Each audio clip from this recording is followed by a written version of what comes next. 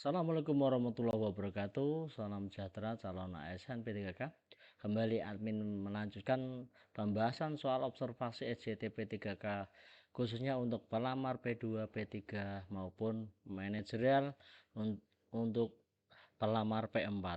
Adapun soal SJT ini berisi soal-soal yang mengarah pada studi kasus dan pelamar guru nanti diminta menjawab dengan pengalaman saat menjadi. Adapun bocoran dari teman-teman yang sudah melaksanakan ujian SJT ini, soal SJT ini kebanyakan tentang kenakalan remaja, kenakalan siswa, bullying, prestasi akademik dan akademik. Kemudian di sini ada deskripsinya panjang, namun mungkin ada 3 opsi yang semua baik. Tipnya adalah dengan hubungkan soal dengan penyelesaian yang masalah yang paling berdampak dengan masalah di soal. Soal yang pertama, seorang guru di SMA Merdeka memiliki siswa bernama Joko yang mengalami gangguan penglihatan. Anda menyadari bahwa materi cetak yang digunakan di kelas tidak cocok untuk Joko dan ini menghambat kemampuannya untuk mengikuti pelajaran dengan baik. Sebagai guru, apa tindakan yang terbaik yang dapat diambil oleh guru untuk memastikan Joko dapat mengakses materi pelajaran dengan efektif? A. Memperbesar teks materi pelajaran dan mencetaknya pada kertas dengan kontras tinggi untuk membantu Joko agar membaca lebih mudah. B. Mengadaptasi semua pelajaran dalam format braille sehingga Joko dapat menggunakan dengan kemandirian penuh. C. Menggunakan teknologi pembaca layar dan perangkat lunak pendidikan khusus untuk dapat membaca materi pelajaran untuk Joko. D. Merekam instruksi dan materi pelajaran dalam format audio yang bisa Joko dengar baik di kelas maupun di rumah. E.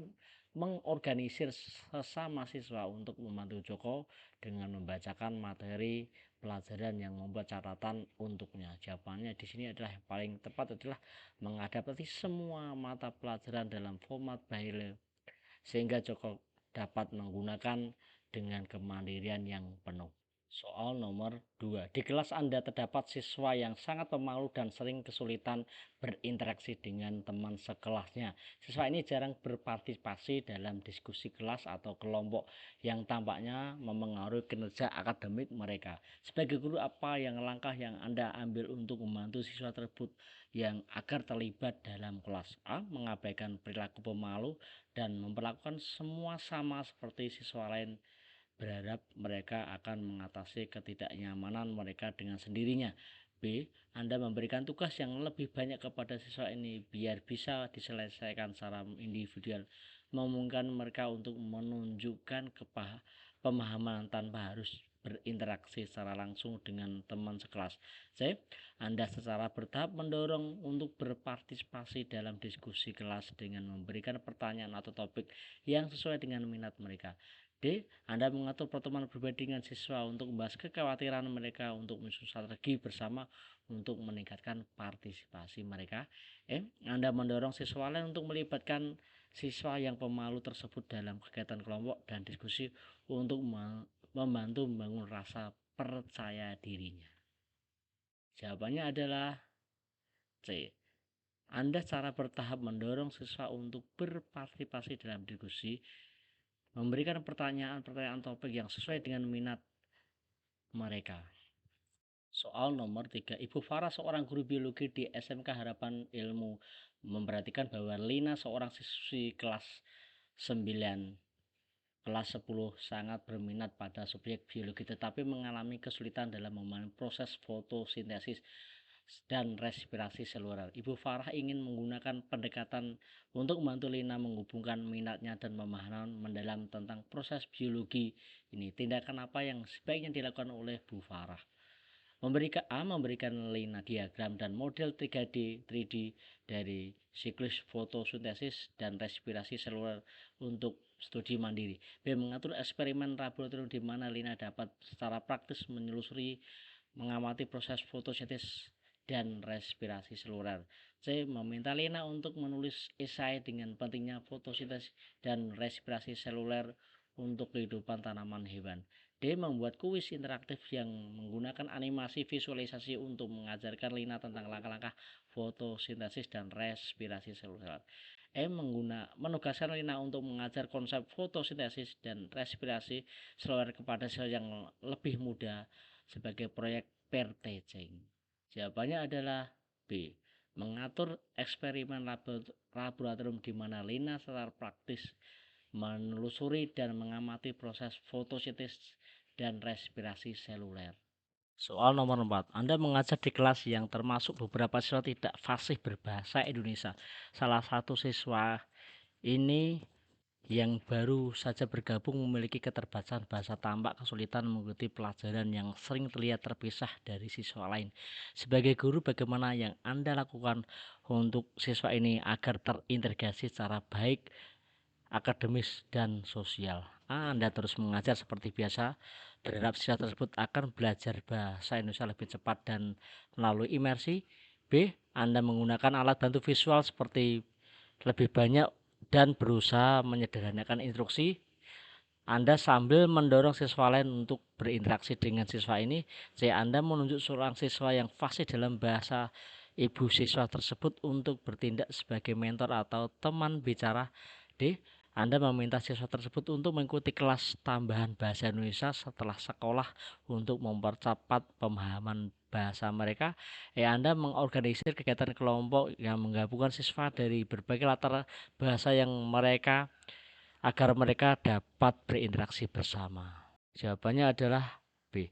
Anda menggunakan alat bantu visual yang lebih banyak dan berusaha menyederhanakan instruksi agar siswa tersebut sambil mendorong siswa lain untuk menginteraksikan dengan siswa ini. Soal nomor 5. Sebagai guru di sekolah menengah atas Nusantara, Anda memperhatikan bahwa Andika seorang siswa yang memiliki kebutuhan khusus dalam bergerak menggunakan kursi roda sering kesulitan mengakses beberapa area sekolah karena keterbatasan fasilitas aksesibilitas.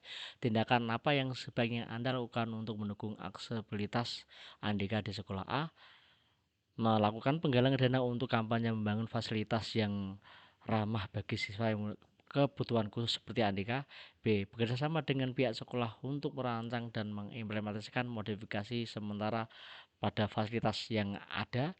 C. Menyelenggarakan sesi pelatihan kesadaran aksesibilitas untuk staf dan siswa agar lebih memahami kebutuhan Andika. C. Mengatur pelajaran Andika di suatu kelas tetap untuk meminimalisir pergerakan antar area sekolah yang sulit diakses. Menyusun petisi mendesak sekolah segera melakukan perbaikan infrastruktur agar siswa yang tidak ramah dapat mengakses. Jawabannya adalah ya, B. Bekerja sama dengan pihak sekolah untuk merancang mengimplementasikan modifikasi fasilitas yang ada. Soal nomor 6. Anda adalah guru pendidikan khusus di Sekolah Dasar Harapan. Salah satu siswa Anda, Budi, mengalami gangguan pendengaran, kesulitan mengikuti pelajaran karena banyak aktivitas pembelajaran yang tergantung pada instruksi lisan. Anda ingin memastikan bahwa Rudi dapat mengakses materi pembelajaran dengan baik. Apa langkah yang terbaik yang Anda ambil? A. Memasang sistem aplikasi suara di kelas untuk memperkuat instruksi lisan Budi untuk mendengar secara jelas. B. Menggunakan lisan bantu dengar yang disesuaikan dengan kebutuhan Budi dan melakukan penyesuaian setelah alat bantu didengarnya.